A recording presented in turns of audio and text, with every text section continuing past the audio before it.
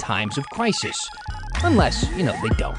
And it seems wrong that farmers are letting millions of pounds of food spoil when there are so many hungry people.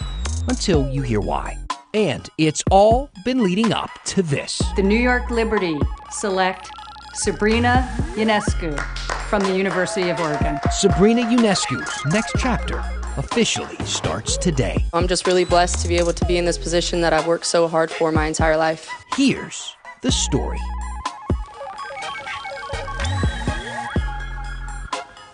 Hi. So today is, let's just say it ends in Y. That has two meanings, actually. I'm Dan Haggerty. Hi, welcome to The Story. The weekend starts right after the show, but as you would imagine, I don't have a ton going on, so give me some messages to read. Email us at thestory@kgw.com or find me on Facebook or Twitter using the hashtag HeyDan. Now, around this time, if you've been watching The Story for a while, this is when you're waiting for me to pivot into the big story, and we will. But tonight's big story is being rebranded a bit. It's time now for another installment, a big story installment of Vice News.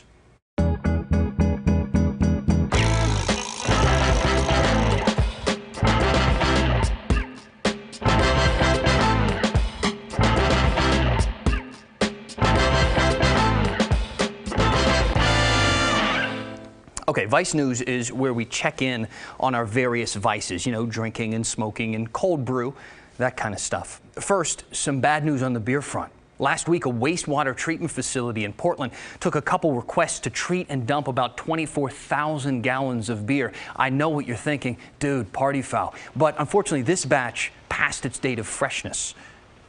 I wish we could have just took that to a park and let everybody have a little fun. But unfortunately it came here for treatment, which, makes sure everything's handled safely. And now coffee is a vice too for some people, right? I have to have it every morning. Today, Stumptown was handing out free cold brew at their production facility in Southeast. Now, since restaurants are closed, they're not buying any of their products, so Stumptown has like a ton of supply lying around, and they didn't want it to go to waste. The reaction is insane.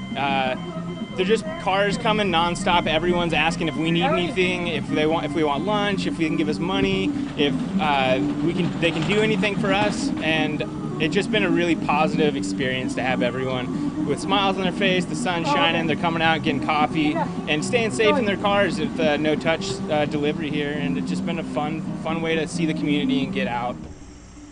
And that brings us to our third vice, pot. Here's Kyla Boshi. An ugly day for Wall Street, the worst we've seen for stocks in years. Despite all the crummy news about the economy, there is one bright spot. Marijuana and liquor stores across Oregon saw record sales in March. According to the state, retailers in Oregon saw a 30% jump in marijuana sales this March over last. The sharpest increase came the week leading up to Governor Kate Brown's order to stay home, when many customers stocked up. Since then, sales dipped significantly and are just now starting to level off a bit. A little bit of a roller coaster, yeah. Rob Arnold owns Jane, a cannabis dispensary in Northeast Portland. I think people, the regular customers, will kind of have a cautious approach as they come back, and I think it'll just kind of slowly start to ramp back up again. In Eastern Oregon, this surge in marijuana customers created a public health concern. Explain Les Zeitz, editor and publisher of the Malheur Enterprise. We have hundreds of people driving into Malheur County from Idaho, clustering outside of these dispensaries to get their products. And city officials have been so concerned that they've threatened to close those dispensaries if they don't start enforcing the social distancing. Oregon liquor stores also saw record numbers in March with close to $66 million in hard liquor sales. That's a 20% increase from a year ago. The state explains it's not that people are drinking more, they've just shifted from bars and restaurants, which are closed, to drinking at home. And research shows most folks aren't drinking the fancy stuff like novelty or craft liquor. They're buying the basics. And this is consistent with what we would expect in times of uncertainty where consumers are stressed and trying to deal with a really unprecedented situation where they go back to these familiar habits. Amy Huff, an assistant professor of marketing at Oregon State University, explained this type of consumer behavior is not surprising. When shoppers fear that products are in limited supply or they won't have access, they tend to buy. It makes sense that people were stockpiling or buying more than they normally would when the closures were first instituted, because there's this uncertainty and this fear of scarcity. For retailers, at least those selling booze or marijuana, it's been a nice run, but now it appears sales have cooled off. People are all stocked up and following orders to stay home. Okay, let's talk to Kyle Aboshi for just a second. Kyle, let's talk about the future. What is the outlook right now for the marijuana industry and for the alcohol industry? Because it has really kind of been a roller coaster. Right. So first of all, 420 is a big day in the cannabis industry, so they anticipate a spike in the numbers coming up later on this week. For the short term, they anticipate regular customers will continue to come in, probably by larger quantities, fewer visits to the retailers. That may change as the restrictions are lifted, and then they'll go back to more of a regular type flow as far as customers. It's still a young industry, though, so it's tough to tell. As far as alcohol is concerned, folks say, listen, this really is driven by the fact that people can't go to bars and restaurants, and so instead they're staying home and just buying a bottle. That will all change when indeed those restrictions are lifted and people can go have a cocktail in their usual spot, whether it's a bar or a restaurant. All right, got it. Kyle Aboshi with the latest. Thank you, sir. The Oregon Food Bank told me that this month they will give out 25% more food than they ever have before. Demand has doubled, and with so many people in need, a lot of you have been confused by stories like these. Dairy farmers across the country dumping millions of gallons of milk because schools closed to make up 60% of their business. And an Oregon farmer who was forced to throw away millions of onions into a trench to rot after restaurants shut down and his orders disappeared. Kathy emailed us and asked, if the farmers are throwing away milk and produce, why aren't they sending it to the food bank where it's needed most? So I took that question to the Oregon Food Bank for answers, because they do work with farmers and grocery stores and restaurants all the time to get people food. But the answer, I don't think it's going to be what you want to hear, because it comes down to trucks, workers, and distribution. Katie Permine with the Oregon Food Bank told me that COVID-19 has turned the food system in general upside down. Right now, the food bank has fewer people working than they usually do, and social distancing has changed the way that they do what they do. Only some of their distribution centers are still open at this point, and frankly, perishable food like milk and onions just can't be processed in time. In fact, right now, anything that needs to be refrigerated, like milk or lunch meat or any of that kind of stuff, has become such a challenge that they're focusing mainly on canned and boxed foods. And when it comes to all that food that was left in restaurants when they shut down, Katie said they did get some to some families, but most of it went in the trash. They just didn't have the people or the equipment to take care of it in time. Katie called the situation logistically impossible and said it's the same story all over the country. Now, I joked in the cold open of the show how easy it is to kind of lose track of days while we're living in this temporary new normal. I actually thought about carving some notches in the wall of my house, but I didn't want to give my twins any ideas. But truthfully, it is tough to pin down when this all started, but we tried. Days don't seem to exist anymore. I mean, don't even ask me what the date is. How long really have we been living in this quarantine state? You know, in other words, how did we get here? I suppose we could start on January 21st, when the United States got its first confirmed case in Washington. But nothing was locked down yet, even on February 28th, when Oregon saw its first case, or a day later, when the first person died in Washington, or on March 8th, when Oregon declared a state of emergency. I think it's fair to say that things started to feel real on March 11th, when the NBA canceled its season and President Trump stopped much of the travel from Europe. Then there was no avoiding it. A day later, on March 12th, Oregon banned large gatherings. 2 days later, the first person died in Oregon. Then, on March 16th, eating out and going to bars was banned. It all led to March 23rd, when Governor Brown signed her stay-at-home executive order. So if we count from when large gatherings were banned back on March 12th, we've been socially distancing for 37 days. And that's how we got here. Listen, sometimes we break news on the story here. Sometimes we don't. I don't think that we are breaking any news by saying that Sabrina Ionescu got drafted first today in the WNBA draft. She is headed to New York, and her new pro jersey sold out in less than an hour. Look, we're not breaking any of this news because everything I just said was pretty much exactly what was expected to happen. Because, well, frankly, she's amazing and one of the best college basketball players to ever play the game. Orlando Sanchez has no live sports to watch, so he was able to pay very close attention to today's draft. What's good, Dan? As you and I have talked about, this was nothing more than a formality, a historic night for Oregon basketball. Sabrina Ionescu becomes the first Duck to ever be selected #1 in the WNBA draft. The triple-double queen is taking her talents to the Big Apple. With the first pick in the 2020 WNBA draft, the New York Liberty select Sabrina Ionescu. It was a virtual draft. Sabrina Ionescu receiving the news from home in California with her family by her side. A dream come true for Ionescu to play pro ball. One of the most decorated players we have ever seen, and one of Oregon's all-time greats.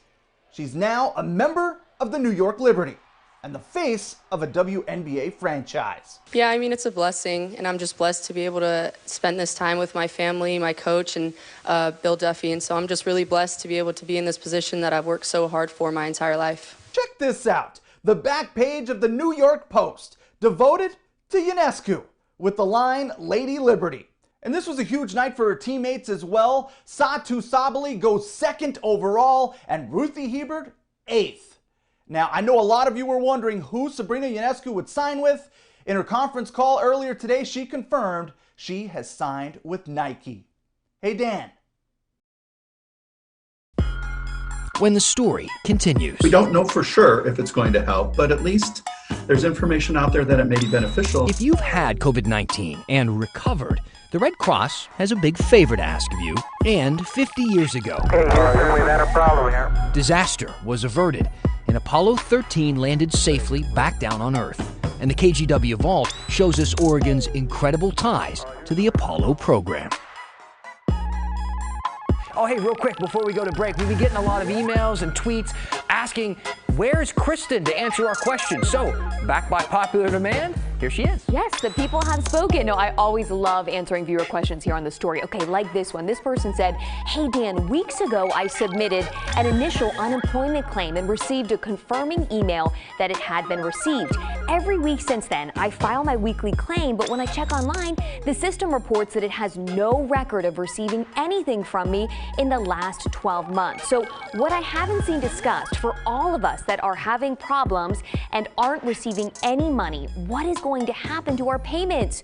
Will we be eligible to receive claim checks for the money we should have received and never did? Thank you, Morris, for sending in that question. So I asked his question to the communications director with the Oregon Employment Department last night in our Q&A show at 7 o'clock. She said yes. She said, we are going to pay you. We're not going to have Oregonians lose out on benefits that they were entitled to because it was difficult to get through. She said, you will receive the money, even if you couldn't file a claim right away. Please keep sending in those questions using the hashtag HeyDan.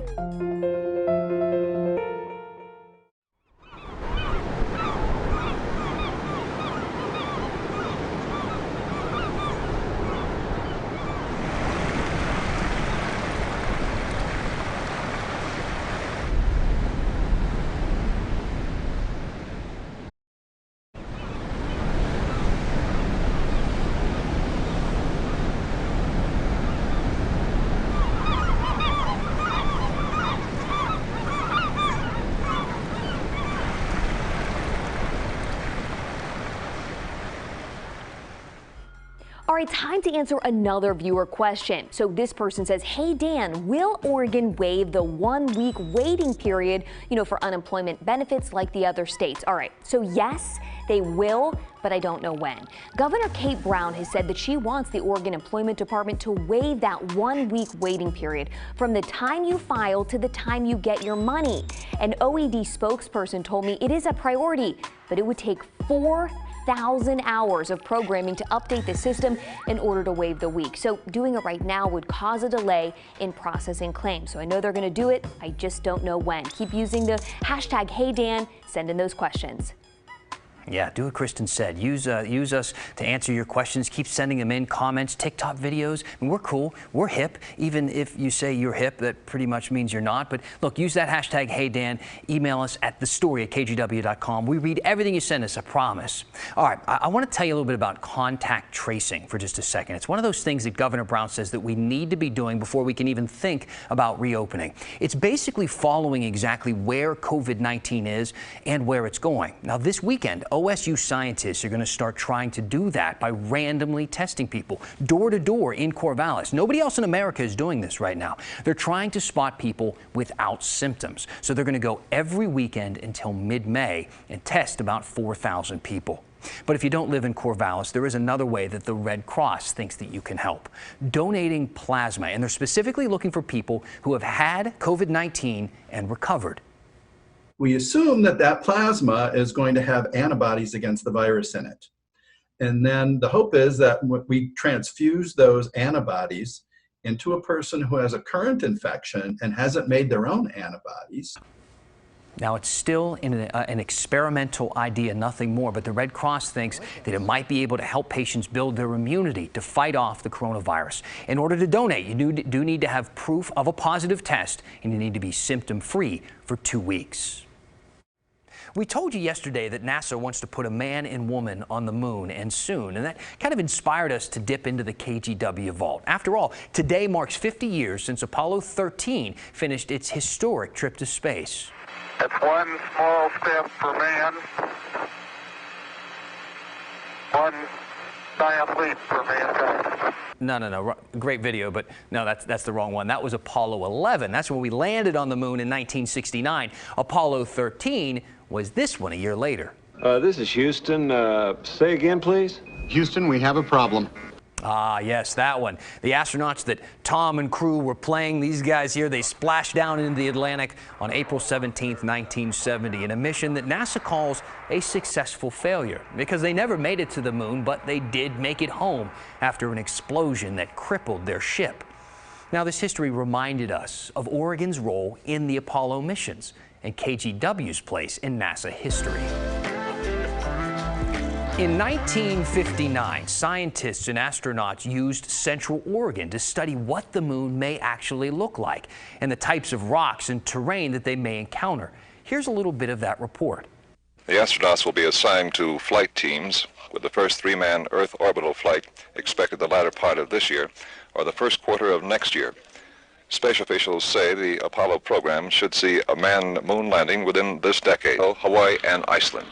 Ivan Smith reporting from Newberry Crater above Pollen Lake. Now, when America actually made it to the moon on July 20th, 1969, Portland celebrated, and KGW went out into town to get their reaction, including from one person that really got me thinking today. And I'm wondering and I'm hoping that you're still in town. I would love to meet you if you are. Here's who I'm talking about. It was fantastic, too. I liked it. And I liked it. I seen it in Newport, too. I did. I know you're out there. I'd love to meet you. Now, this is another man I want to tell you about because the Apollo missions, they came to an end in 1972 with Apollo 17. And those astronauts did make it to the moon. They spent more time up there than anyone. And then when they returned, NASA asked KGW to film the re-entry. And we assigned this man, KGW legend, you could say, Dale Wakeham, to run the camera and broadcast operations. Oh, man, there was no sight like seeing that parachute come down through the atmosphere and splash into the water. I mean, this was the real deal. This was the greatest experience I've had in my 50 years working at KGW. This is definitely number one. Thanks to Dale for giving us the time today, and to his wife Joan for figuring out the video call. If you have something that you'd like us to look into, something from Portland's history that you want to see here on The Story, reach out to us or email us at thestory@kgw.com. You can find me on Facebook or use Twitter in the hashtag HeyDan. We'll see what we can find in the vault for you. Hey everybody, I'm Matt Safino. We're answering another viewer question today from Jeffrey Berg, or as his Twitter handle is, El Jefe Berg. So El Jefe Berg asks about the pollen. He's like, hey, is this for real? Has it ever been this bad? What is the deal with all the pollen? You may have noticed this is my apple tree right here. It's putting out pollen. Pollen is, you know, plants, flowers, they can't live without it. For us, it causes problems, right? Let me show you just how thick it's been. And I know many of you can relate to this picture. I shot this on my wife's car just, I don't know, a week ago maybe. I came out in the morning and the pollen was just so thick. That's all pollen, that yellow powder right there. This is all pollen. the yellow powder on the other side over here, and you're seeing the reflection of the oak tree in the windshield there. So I was trying to get artistic with the reflection of the tree causing the pollen, and then the pollen. So yeah, there's been a ton of pollen. Then there was this video sent in to us by Dirk Knudsen of the pollen in action. Look at that. You can see it just blowing off the trees. So the question is this normal, or what is the deal with the pollen? Because there has been a lot of pollen, and interestingly enough, we kind of think of it as being sticky. I've actually found it to be slippery too. Not once, but twice. I've walked out my house, and on a step I've slipped because of the pollen lying around. Of course, the air's been really dry too, so the pollen has dried out quite a bit as well. Now, this is another picture from my yard. This is a maple tree blooming. Yeah, maple trees have flowers, just like all other plants, and they put out pollen, right? So here's the deal with the pollen. Why so much? Well, it goes back to the winter. We had a really mild winter and a really warm and dry spring. So the plants were like, yeehaw, man, it's time to party. Let's put out the pollen and do our thing and grow, right? That's what they've been doing. So the other thing that I think is factoring into this, and this may be the only true COVID connection, there's been far less traffic. So the pollen is just building up on surfaces, be it roads or your car, simply not getting whooshed away by the tons of traffic that we normally had. And we've also had no rain since April 5th. So basically 2 weeks. It's been even longer since we've had significant rain. So you combine all that, the pollen is just hanging around, and there's a lot of it. We'll see if we can't tamp it down a little bit with some rain maybe tomorrow. Dan, back to you. That would be welcome at this point, Matt. I appreciate it. Yeah, it's been slippery for me, too. I almost went down in my backyard the other day. Glad I'm not the only one facing that. Yeah, exactly. All right, Matt, thank you. So it is Friday, as you know, which means that this is the last time this week that we're going to be reading your comments. So send them in. Use the hashtag HeyDan or email us or hit me up on Facebook. I'm an equal opportunity message reader. Just get the words in front of me however you want. We're going to finish the story with them after this. All right, this person wants to know, hey Dan, I can never get through to file for unemployment.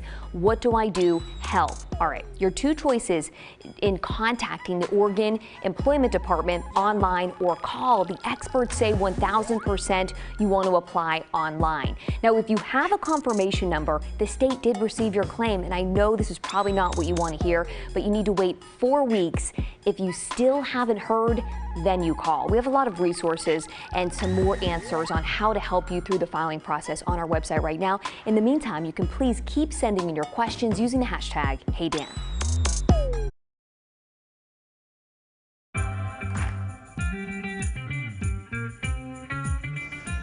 So I was doing a bike ride around Fairmont today, get a couple spins in, and I came across this woman who is totally socially distancing. She's got her supplies there.